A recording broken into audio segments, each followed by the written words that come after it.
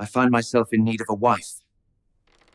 Therefore, I propose that you become my duchess. He married me to avenge her. Welcome, dear reader, to a world of breathless intensity, gilded deceit, and the kind of love born only from fire and truth. You are about to witness the return of Lord Adrian Blackwell, the tormented Duke of Ravenshire, a man ruined by the betrayal of a dazzling beauty. 3 years he waited, planning his retribution, and now he has chosen his weapon, the woman who wears her sister's face. Lady Elinor Whitestone is quiet, loyal, and utterly unprepared to be the pawn in a duke's calculated game of vengeance. Will she shatter under his cruel formality, or will her quiet strength be the only thing capable of restoring his fractured soul? Prepare your hearts, for this is a tale of exquisite emotional torment and impossible redemption. Don't forget to like and subscribe so you don't miss a single aching chapter of their journey. Part 1. The Proposal of Retribution. The air in the drawing room of Whitestone Manor was invariably tinged with the scent of dried lavender and a subtle but persistent anxiety. For years, the family fortunes had been a brittle thing, held together less by sound investment than by the tireless, quiet vigilance of Lady Elinor Whitestone. Elinor was 23, and in the bright, unforgiving salon of London society, she was already deemed on the shelf. She possessed none of the dazzling, reckless beauty that had made her twin sister, Arabella, the toast, and subsequently the cautionary tale of 2 seasons. Where Arabella was a vibrant splash of color, Elinor was a study in soft, muted tones. Her intelligence shone not in witty banter, but in the steady clarity of her gaze. Her kindness was a balm, not a boast. It was this quiet sensibility that now absorbed the news swirling through the county like a dark fog.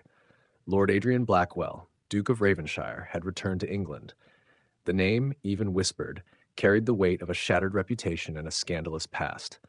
It was a truth Elinor remembered with a specific, sickening clarity. 3 years prior, Arabella's impulsive, self-serving flirtation with the Duke, a man then celebrated for his golden prospects and unblemished name, had not merely ended their short engagement, but had culminated in a public catastrophe that ruined the Duke entirely, stripping him of his fortune and driving him into a bitter, self-imposed exile. The Whitestone name, though never formally censured, had been permanently stained by the association. "He seeks vengeance, of course," murmured their cousin, Lady Beatrice, peering over the rim of her teacup with morbid fascination. "He was entirely destroyed. They say he went to the continent and rebuilt his wealth through sheer brutal will. He has come back to tear down everyone who stood by and watched."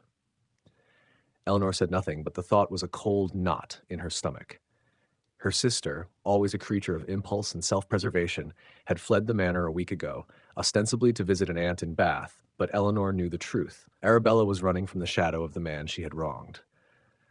The Duke's arrival, however, was not announced by the expected thunder of confrontation, but by the quiet, inexorable logic of a man who intended to own the chessboard. It was a Tuesday afternoon when the Duke of Ravenshire arrived at Whitestone Manor.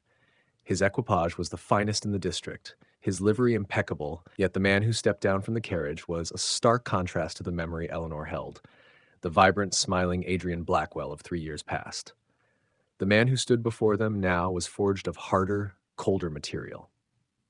Lord Adrian Blackwell, Duke of Ravenshire, was dark, brooding, and possessed of a formidable gravity that seemed to pull all light toward him, only to swallow it whole. His features were still handsome, arrestingly so, but scarred by cynicism. The gold had been replaced by iron. The moment he entered the drawing room, the air thickened, trapping their breaths. He greeted their ailing father, a man now reduced to a pale shadow by worry and illness, with a chilling courtesy. But his eyes, when they finally rested on the 2 sisters, or rather the solitary figure of Elinor as Arabella was absent, were devoid of warmth. They were the eyes of a calculating ledger keeper, tallying up a debt. Everyone present, the neighbors, the servants, and most of all, Elinor, anticipated a furious demand, a public denouncement, perhaps even a lawsuit, to finally topple the beleaguered Whitestone family. What he proposed was infinitely worse. He waited until the small crowd had been gently dispersed, leaving only himself, the frail patriarch, and Elinor. He stood before them, a tall, imposing figure framed by the afternoon light, and his voice, when he spoke, was low, precisely articulated, and utterly devoid of passion. "Lord Whitestone," he began, not looking at Elinor, I have returned to reclaim what was lost. A new alliance is required to put to rest the unhappy history that binds our houses." He paused, and for the first time, his cold gaze settled upon Elinor. "I have decided to take a wife. I propose a formal union between the House of Ravenshire and the House of Whitestone." Elinor felt her heart hammer a wild rhythm against her ribs. He was speaking of Arabella, of course. He would marry her and either exile her or bind her in an endless public penance. It was a cold, cruel thought, but one that made a stark, brutal sense. But then the Duke delivered the final stunning blow, turning every expectation on its head. "I propose to marry Lady Elinor Whitestone." A silence descended that was heavier than any shout. Elinor's own breath caught, trapped in her throat. She looked at her father, whose eyes were wide with a mixture of terror and dawning hope. Adrian continued, his tone utterly businesslike, as if purchasing an inconvenient plot of land. "The union will instantly restore your family's credit, Lord Whitestone. My name is now powerful again, my wealth greater than it was before. I require a wife of quiet discretion, one who will not make herself a public spectacle. Lady Elinor fits the requirements precisely." Elinor swallowed, tasting the bitter ash of the truth. He chose her because she was not Arabella, because she was quiet, overlooked, and predictable. He chose her for the very qualities that made her invisible. Yet, a fierce, protective instinct rose within her. If this union could save her father's fragile health and finally lift the dark, crushing burden of debt and shame from her family, what was the cost of her own heart? She was already a ghost in society. Perhaps she could be a ghost in a marriage, too, if it served a higher purpose. The very thought of her father finally being able to rest, of her family's name being cleared, outweighed the deep, painful ache of being chosen as a functional, unloved convenience. She lifted her chin, meeting the Duke's cold, demanding gaze with a steadiness that surprised even herself. "I accept, Your Grace," she said, her voice clear and strong. The Duke merely inclined his head, a single, brief gesture of acknowledgement. There was no warmth, no gratitude, only the grim satisfaction of a trap well sprung. Elinor did not know then the true contours of the trap. She believed she was accepting a loveless, sensible marriage to redeem her family's honor. She had no inkling that Adrian, Lord Ravenshire, had chosen her, not instead of Arabella, but because of her, with a chillingly refined calculation. He intended to punish Arabella by binding her identical twin in a cold, barren matrimony, a marriage whose misery the beautiful, reckless sister would be forced to witness.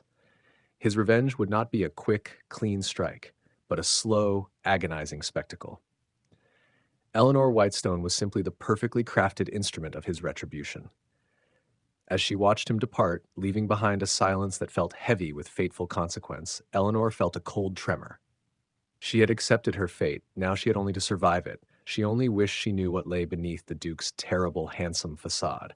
Was he merely cold, or was he utterly broken? And could a broken man ever be made whole again? Part 2. A Wedding Veiled in Secrets. The wedding of Lady Elinor Whitestone to Adrian Blackwell, Duke of Ravenshire, was an event that commanded attention across the length and breadth of the county. Adrian, with his newly formidable wealth and title, spared no expense. It was a spectacle of opulence, designed not for celebration, but for demonstration, a clear signal that the Duke was not merely back, but dominant. Yet, despite the grandeur of the setting, the velvet hangings, the thousands of lilies, the lavish repast that followed, the atmosphere was strangely, acutely cold. Elinor moved through the day in a state of suspended reality. Her wedding dress, costly lace over the finest silk, felt less like a garment of joy and more like an exquisitely tailored cage. Adrian, her husband, was the epitome of the cold, courteous nobleman.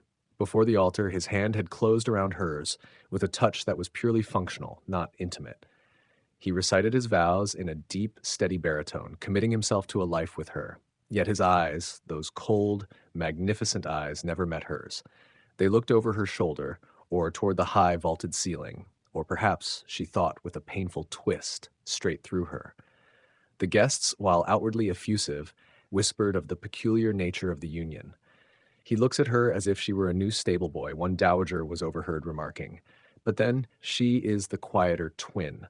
Perhaps he wished for a wife who would not make trouble."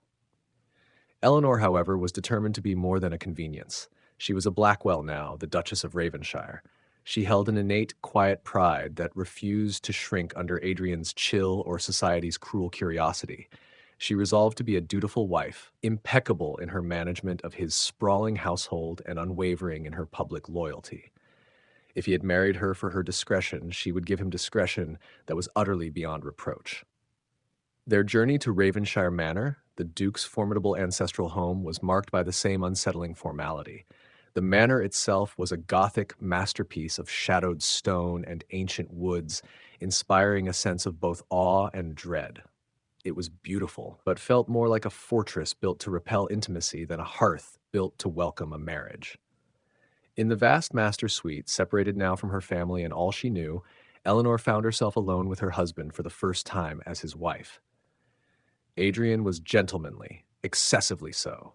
He bowed over her hand, informed her in the most emotionless of tones that their marriage would, for the present, be one of distinct apartments, and wished her a civil good night before withdrawing. The subsequent weeks settled into a strained routine. Adrian kept his distance, treating Elinor with a meticulous, cruel formality that confused and deeply hurt her. They spoke at dinner, usually about estate business or social engagements, never about themselves. He observed her actions with a disconcerting intensity, a cold scrutiny that made her feel perpetually judged, yet he offered no pathway for her to truly know him. Elinor, naturally loyal and proud, threw herself into her duties. She saw how the staff, particularly the older servants, whispered about the Duke's past heartbreak, recalling the golden heir who had been so publicly ruined. She learned Adrian had suffered not only financial and social ruin, but the shattering of his youthful spirit. This knowledge stirred a deep, uncomfortable compassion within her. He was not just cold, he was deeply wounded. One cold, wet afternoon, while attempting to organize the Duke's sprawling, seldom-used study, a room dark with leather-bound volumes and the scent of pipe tobacco, Elinor discovered a small, intricately carved mahogany box tucked away in a locked bureau. The key had been left carelessly nearby. A tremor of hesitation ran through her, a debate between her wifely duty to respect his privacy and the undeniable, consuming need to understand the man she had married. Curiosity, sharpened by a nascent feeling of dread, won. She opened the box. Inside, nestled among dark velvet, she found not business papers, but fragments of old correspondence, a small stack of delicately folded letters. The scent of a specific overly sweet perfume clung faintly to the paper. She recognized the handwriting immediately. It was the bold, sweeping, slightly dramatic hand of Arabella. Elinor unfolded one with a trembling hand. It was a fragment, written years ago, filled with passionate, reckless prose. It spoke of secret meetings, desperate promises, and a deep sense of manipulation. Arabella urging him to take a risk certain risk involving an investment she swore was sound, an investment that Elinor knew, with a sick certainty, had been the very scheme that led to Adrian's financial collapse. "Trust me, Adrian. Do it for us. It is the only way to escape this tedious life," one line read, signed with an overly elaborate flourish. Elinor felt the blood drain from her face. These were not letters of a young woman innocently wronged, but the damning evidence of a calculated betrayal. The full, crushing weight of Adrian's past and his reason for being here descended upon her. He had been utterly destroyed by Arabella, and he had returned seeking justice. She began to suspect a darker purpose behind their union, one far more sinister than mere convenience. That evening, Adrian returned late, his face drawn and weary from a day of intense business. He seemed marginally softer, less encased in iron. As they sat across a vast dining table, illuminated by the flickering candlelight, Elinor observed him, the rigid set of his shoulders, the deep shadow beneath his eyes, and the sheer, immense burden he carried. In a rare moment of weakness, or perhaps simple exhaustion, Adrian looked up from his wine glass and across the table at her. The candlelight caught his eyes, softening the harsh lines around his mouth. For a brief, dizzying moment, he did not look at her with cold formality, but with an unguarded tenderness.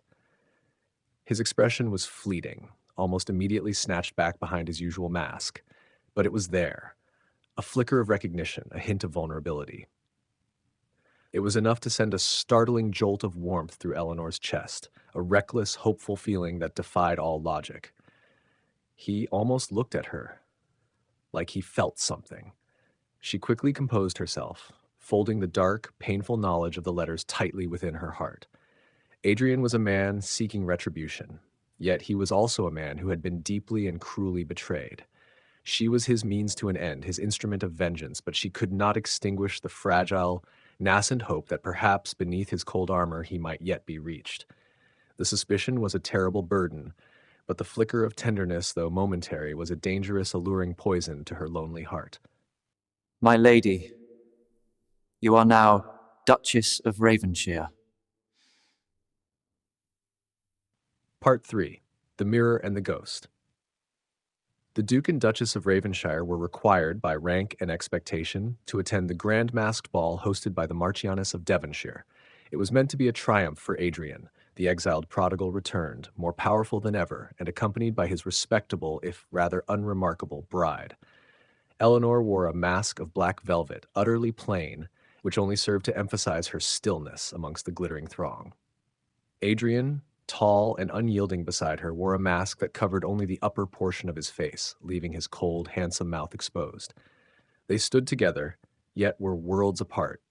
A marriage, Elinor thought, that was all facade and no foundation.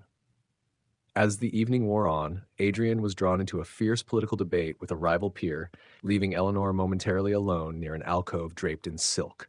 It was there, amidst the rustle of gowns and the sound of distant music, that she overheard the whispers, the low, precise malice of society. Ravenshire seems content, a sharp female voice observed. One would have thought he would choose a wife of more spirit. He chose the safer twin, did he not? Replied a man, his tone laced with amusement.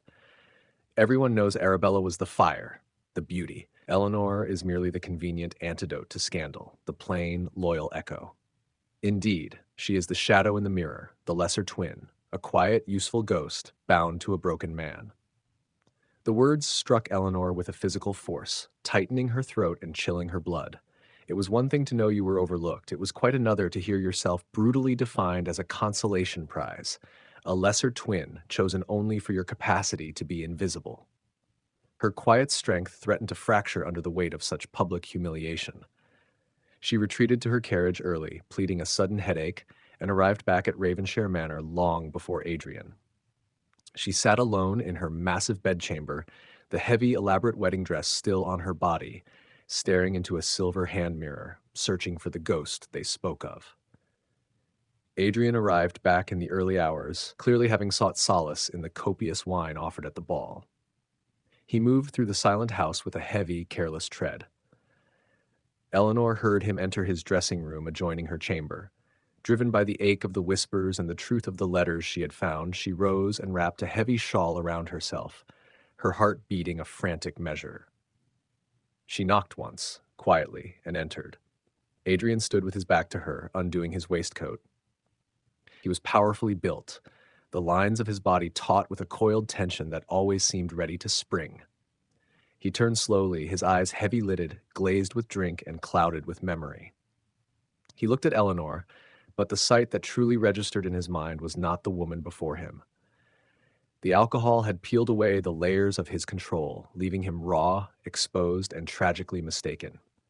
"You look beautiful tonight, Arabella," he murmured, his voice thick, heavy with a desolate yearning. He took an unsteady step toward her, reaching out a hand, his cold facade utterly shattered by the drunken slip. "Even in morning black, you have the power to break me again." The air left Elinor's lungs in a silent rush. The name, her sister's name, delivered with such pained intimacy, was the absolute confirmation of her worst fears. She was not merely unloved, she was mistaken for the woman who had ruined him, and now she knew, unequivocally, that he had married her to keep his enemy close, to make Arabella watch her suffer. Humiliation was a searing brand on her soul, far worse than any social slight. "My name is Elinor, Adrian," she stated, her voice trembling but holding firm. His eyes blinked, struggling to focus. The recognition dawned slowly, cruelly, and a look of self-loathing flashed across his features before the mask of fury clamped down. "Do not presume to use that tone with me," he snarled, immediately retreating behind a wall of cold anger. Elinor took a breath, the pain giving way to a sudden, brittle courage. "I will use any tone required to obtain the truth, Your Grace. The letters I found in your study, my sister's letters, they tell a story of betrayal. But your choice of me, tonight's slip of the tongue, tells a deeper one. You did not choose me because I was discreet. You chose me because my face is hers, did you not? He tried to dismiss her, turning away, but she stepped closer, pressing him. You married me to punish her. You intended to make her watch as her twin sister was bound in a cold, barren matrimony, to watch me become your duchess while knowing it was her doing that paved the way. Was this marriage a declaration of war, Adrian? Am I merely the prize you display to infuriate your true enemy? The truth, once spoken aloud, hung in the air like a lethal scent. Adrian stood rigid for a long moment, his chest heaving, his powerful control finally broken by drink and confrontation. When he turned back, his fury had indeed broken, morphing into a raw, desolate anguish. You wish for the truth? He spat, his voice low and dangerous. Very well, your sister destroyed me, utterly. Not merely my fortune, but my reputation, my father's honor, and the woman I was engaged to marry. The scandal of Arabella's duplicity was so immense, so toxic, it led directly to the death of my fiancée, Lady Sophia, who could not bear the public ruin. He ran a shaking hand through his hair, his eyes filled with a corrosive bitterness. I returned from exile with one purpose, to see your family pay.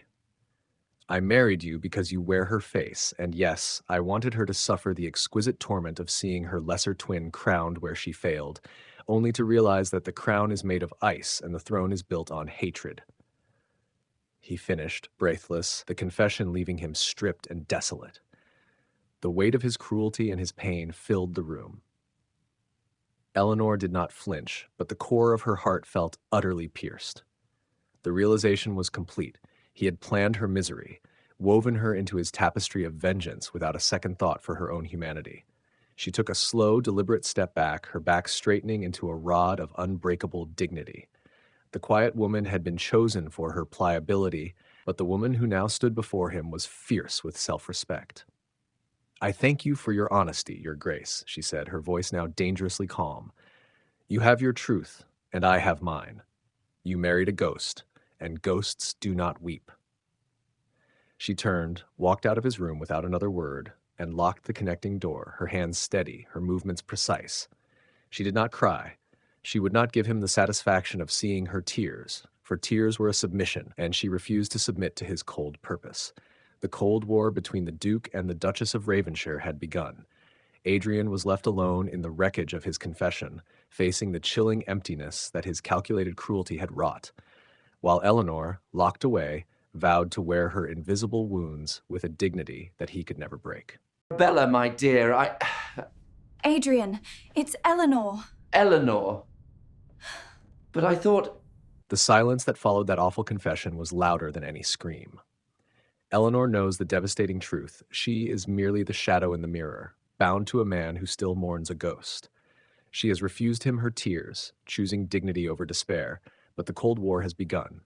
Adrian, shattered by his own cruelty, is left alone to face the wreckage of his plan, realizing too late the profound depth of the injury he inflicted. This concludes part 1 of He Married Me to Avenge Her. You've seen the proposal, the wedding, and the devastating truth, but can vengeance truly survive when the heart is beginning to thaw? Join us next time for part 2, where a desperate plea, a terrifying fire, and an act of selfless courage will shatter the Duke's purpose forever, forcing Adrian to confront a terrifying new emotion, the desperate fear of loss.